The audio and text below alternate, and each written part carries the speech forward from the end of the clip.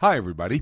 This is Jimmy DeYoung with Prophecy Today Video. We're glad to have you along. I want to remind you that we have a weekend radio broadcast heard nationwide and around the world. We have broadcast partners on that weekly broadcast that help us to understand what is going on. Geopolitical activities are discussed. We go into the details behind the headlines. It's a must-listen-to broadcast for each of you who want to understand how current events fit in to the prophetic scenario that can be found in Bible prophecy. This last weekend, we talked with Colonel Bob McGinnis. He's our man, our broadcast partner in Washington, D.C., and we talked about the geopolitical activities unfolding across the world, even the changing of the guard at the Defense Department and CIA. Very important you listen to that broadcast and the interview I had with Bob. Dr. Rob Congdon joined us, and we talked about what was going on in the European Union.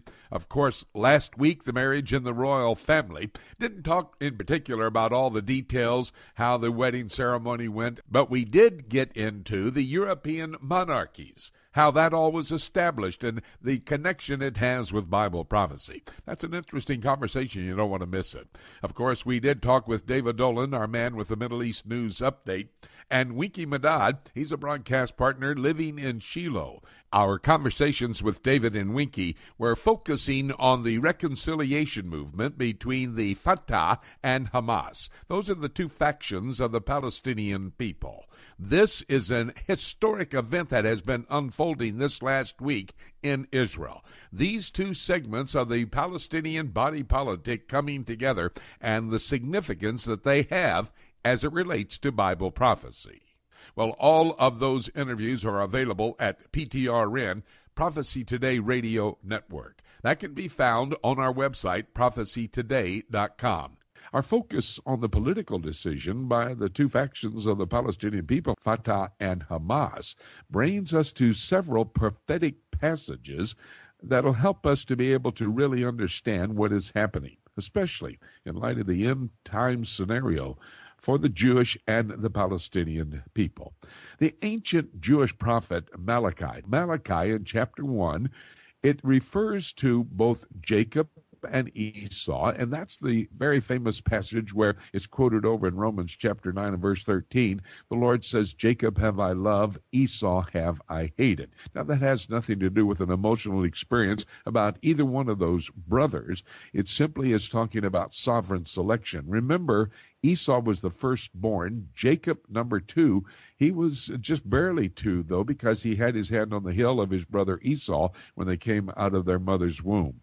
But the fact is, Esau was the firstborn, giving him the birthright and also the blessing to be received from his father. Well, the Lord decided that he wanted Jacob to receive that birthright and the blessing from his father. And he told that to Rebekah while the boys were still in their womb. Really, after that, Rebekah and Jacob manipulated to be able to come to the place where they had the birthright and the blessing received from the father Isaac. They did not have to do that. The Bible had already said that would happen. This is what is referred to in Malachi chapter 1. But then the Edomites, according to Malachi chapter 1, say, we will return and we will rebuild. The Edomites, those descendants of Esau, Esau's name was changed to Edom as Jacob's name was changed to Israel. The Edomites were sent out of what was the promised land, Canaan, over into the southern portion of modern-day Jordan. At that time it was called Mount Seir. Then when Esau arrived and they headquartered in the city of Petra, the Lord changed the name of that real estate to Edom. That's where he went to live. But in Malachi chapter 1, the prophet is talking about the Edomites saying, we will return, we will rebuild, thinking about coming back into the land that God has promised to the Jewish people. Well, the Lord responds there in Malachi chapter 1. He says, yeah, you're going to return and rebuild. Your borders are going to be borders of wickedness. I will have indignation against you forever. That's indignation against the Edomites, the descendants of Esau, forever.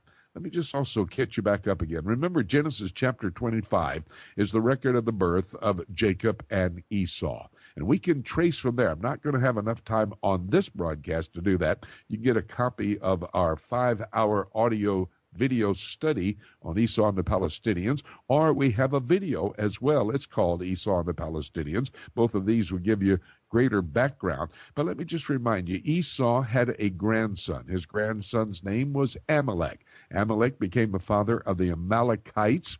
And of course, in Exodus chapter 17, it was the Amalekites who tried to destroy the Israelites at that point in time, howbeit they were able to prevail. Well, Amalek had a great-great-grandson named Agag. He was the king of the Amalekites. When you come to 1 Samuel chapter 15, the Lord told through the prophet Samuel, King Saul, the first king of Israel, to kill all the Amalekites, kill every one of them, their animals included, and King Agag. He did not do that. Samuel took old Agag and cut him up in pieces down near Gilgal, very close to Jericho and the Jordan River. That's in chapter 15 of 1 Samuel, verse 33, if you want to check me out to see if I'm telling you the truth. I want to remind you also about Haman, who was the villain of the book of Esther. He was an Agagite. That means he has a connection to Agag. Agag. He was the great-great-grandson of Agag. May I tell you what we're talking about? Esau, Amalek, the Amalekites, Agag, the king of the Amalekites, Haman, the villain in the book of Esther, and Haman had a great-great-grandson. His name was Herod the Great. These are all men, part of Esau's destiny, and the descendants of Esau who tried to destroy the Jewish people. I don't have time to trace all the history of the Edomites, but let me just jump way ahead, and you can find out when you listen to our study materials that Yasser Arafat was an Edomite.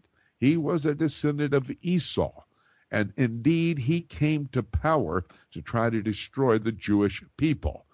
He had a connection. He always talked about Herod as he talked about the temple, and Herod's temple there in the city of Jerusalem. You can check it all out. But there is an historic background between Esau and Yasser Arafat and the Palestinian people of today. Maybe you better understand now the book of Malachi, chapter 1. Let me remind you, in the book of Ezekiel, chapter 35, there's judgment pronounced upon Mount Seir. Remember, Mount Seir was the location that became Edom when Esau took his family there.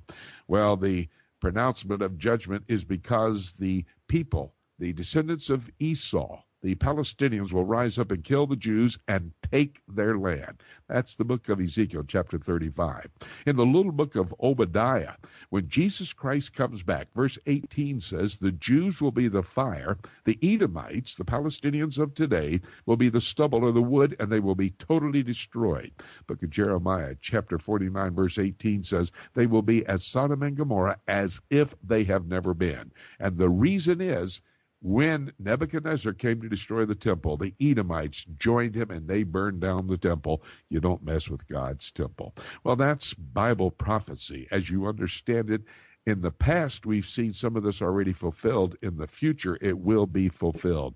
And my dear friend, the reconciliation of these two factions in the Palestinian people, Fatah and Hamas, has set the stage for this Bible prophecy to be fulfilled. Before it happens, the rapture of the church. That's next. Having said everything I've said, nothing else for me to say except let's keep looking up until